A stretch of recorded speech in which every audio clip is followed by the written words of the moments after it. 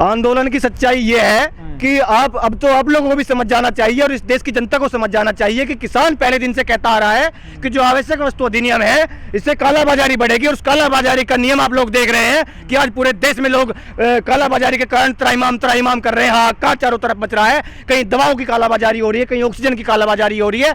इन मौतों पर कालाबाजारी हो रही है। अगर रोटी पर कालाबाजारी आने वाले समय में हो गई तो ये देश जिंदा नहीं बचेगा, इस देश में रहने वाले लोग जिंदा नहीं बचेंगे। और जो लोग कहते थे कि हम 500 रुपए का पेट्रोल खरीद लेंगे, जो लोग कहते थे कि हम ऑक्सीजन खरीद लेंगे, लेकिन मोदी जी को वोट देंगे, आने वाले समय में जब उनके पेट में रोटी नहीं जाएगी तब उनकी अंधभक्ति भी दूर हो जाएगी। और वो भी यही कहने का काम करेंगे कि काश हम उस देश के किसानों के साथ उस समय खड़े हो जाते जब वो किसान धूप और बरसात में अपने लोगों को, अपने देश के लोगों के लिए लड़ाई लड़ रहे थे और हम उनके खिलाफ तरह तरह के प्रोपेगेंडा चला रहे थे। काश हमने उनका साथ तब दिया होता तो आज हमारे साथ ऐसा व्यवहार ना होता। तो इस आंदोलन की सच्चाई ये है कि आंदोलन पूरे देश के लोगों की लड़ाई लड़ रहा है। आने वाले समय में रोटियों पर कालेबाजारी ना हो इसलिए लड़ाई लड़ रहा है। आने वाले समय में लोगों के काम न छीने जाए इसलिए लड़ाई लड़ रहा है। कौन सा बिचौलिया है? मैं कौन सी मंडी चलाता हूँ? मैं कौन सा बिचौलिया हूँ? हमारे टेंट में इतने लोग रह रहे हैं, ये कौन से बिचौलिया हैं? यहाँ पर कोई बिचौलिया, कोई आड़ती नहीं है। ये सिर्फ और सिर्फ किसानों की लड़ाई लड़ने वाले आम किसान हैं, कोई नौजवान है।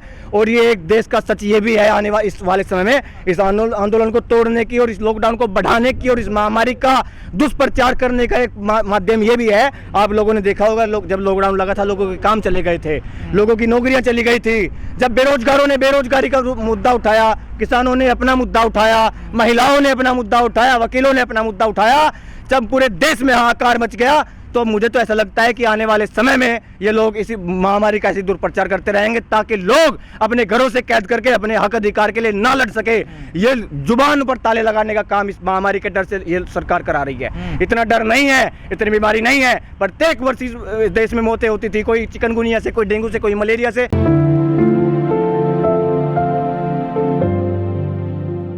लोगों में ने नेशनल मीडिया के द्वारा इस कोरोना महामारी का इतना डर घुसा दिया कि लोगों में अब हाहाकार है चारों तरफ। वो हाहाकार क्यों है? ये इसलिए नहीं है कि ये कोई बीमारी है, ये महामारी है। ये नॉर्मल बीमारी प्रत्येक वर्ष आती थी, लेकिन जो सरकार अपनी जिम्मेदारियों से भाग रही है, जो समय पर दवाइयाँ नहीं मिल पा रही हैं, लोगों को भी बुखार हो रहा है तो उसको हॉस्पिटल में भर्ती कराने के लिए जगह नहीं है, वो उसके द्वारा जो जनता में डर है, किसी के जवान बेटे जा रहे हैं, कोई माँ अपने बच्चे को लेकर हॉस्पिटल जा रही है और वहां पर जाकर उसे बेड नहीं मिलता, उसे नहीं मिलता, और वो बच्चा अपनी माँ की गोद में अगर अपने दम तोड़ देता है तो वो डर लोगों में है।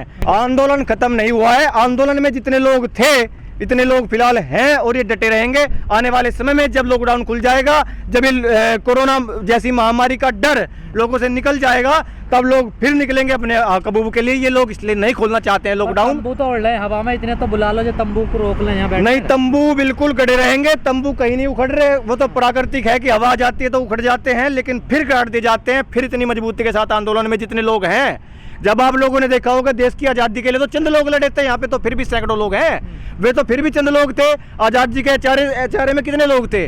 करीब 15, 20, 50 लोग थे। यहाँ तो फिर भी 100 लोग हैं। तो ये वही क्रांतिकारी लोग हैं कि ये अब इन्होंने ना धूप देखी, ना बरसात देखी, ना दिन देखा, ना रात देखा। ये अपने मंसूबों पर अडिग रहे हैं और जब तक इनकी मांग नहीं मानी जाएगी, इतना तो सरकार की भी समझ में आ चुका है। वो भी तरह तरह के प्रोपेगेंडा ट्विटर पे चला रहे हैं। रियल फार्मर्स विद लव का ट्रेंड चला रखा है और इतना बुरा माहौल है कि जो फार्मर्स का ट्रेंडिंग है उसके 1 लाख ट्वीट है, वो 14वें नंबर पर है। और रियल फार्मर्स वाला जो ट्वीटर है उनके 14,000 ट्वीट है, वो पहले नंबर पे चल रहा है। किसान टारगेट 6 महीने का लेकर नहीं आए थे। किसान ने कहा था पहले कि जब वार्ता चल रही थी कि जब तक बैठेंगे, लेकिन उसके बाद 2 अक्टूबर तक का तो हमारा चल ही रहा है। 2 अक्टूबर के बाद जितना टाइम बढ़ेगा, जब जितना टाइम सरकार को बढ़ाना है उतना बढ़ा ले। उन्होंने देख भी लिया होगा कि जब पूरे देश में हाहाकार मच रहा है, पूरा देश घरों में कैद है, अगर एक किसान ऐसे खराब माहौल में, जब लोगों के बच्चे मर रहे हैं, माँ मर रही है, बच्चे अनाथ हो रहे हैं, लोगों के जवान बच्चे मर रहे हैं, ऐसे समय में भी अगर किसान इन सड़कों पर बैठकर संघर्ष कर रहे हैं तो 6 महीने का राशन लाए हैं ट्रालियों में। अब राशन, हमारी फसलें कट चुकी है,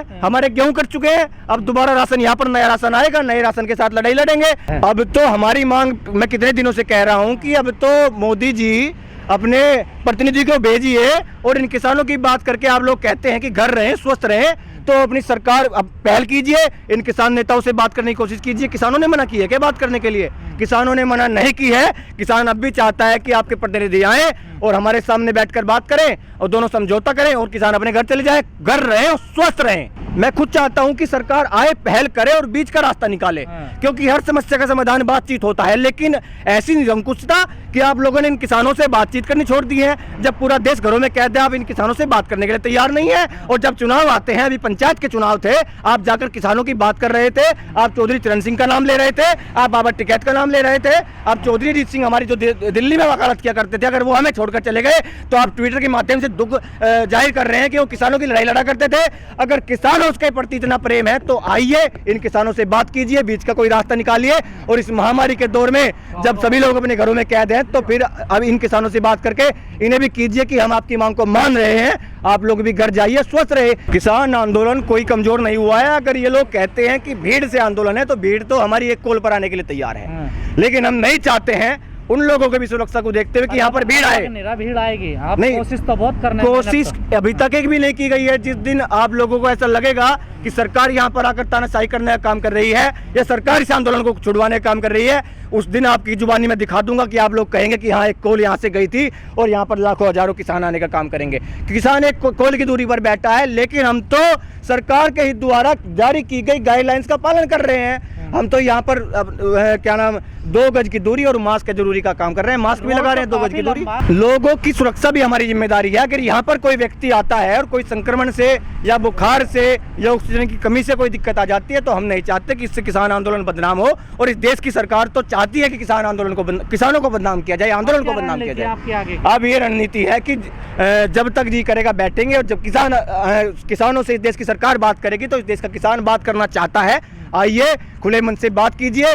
और मैं आप लोगों के माध्यम से एक मांग और सरकार से रखना चाहता हूं, जिस देश की जनता कहती है कि सरकार तो बात कर रही थी, किसान बात नहीं करना चाह रहे थे, तो अब की बार जो बातचीत हो वो खुले कैमरों के सामने, मीडिया के सामने, वहाँ की जो पूरी बातचीत है वो पूरे देश को पता लगनी चाहिए कि आखिर इन किसानों की मांग क्या मानने के लिए इस देश की तैयार थी। हम लोग ऐसा कुछ नहीं कर रहे, हम सिर्फ दुष्प्रचार को रोकने की कोशिश कर रहे हैं। इस देश में लोकतंत्र का चौथा स्तंभ मीडिया को माना गया है। अगर मीडिया निष्पक्षता के साथ काम करेगी तो उसका भी विरोध किया जाएगा। जो पक्षपात न करते हुए सच्चाई को दिखाने का काम करेगी, चाहे आंदोलन के विपरीत ही वो काम क्यों ना आप लोग दिखाओ, अगर सच्चाई है। लेकिन अगर झूठ को दिखाने का काम करोगे तो फिर उसका विरोध किया जाएगा, क्योंकि झूठ और गलत के लिए इस देश का किसान यहाँ पर बैठा है। कोई कमी दिखाएगा उसे एक्सेप्ट करोगे आप? अगर कमी दिखाएगा, अगर वो कमी सच्चाई होगी तो हम लोग उसका स्वागत करेंगे, उस कमी को सुधारने की कोशिश करेंगे।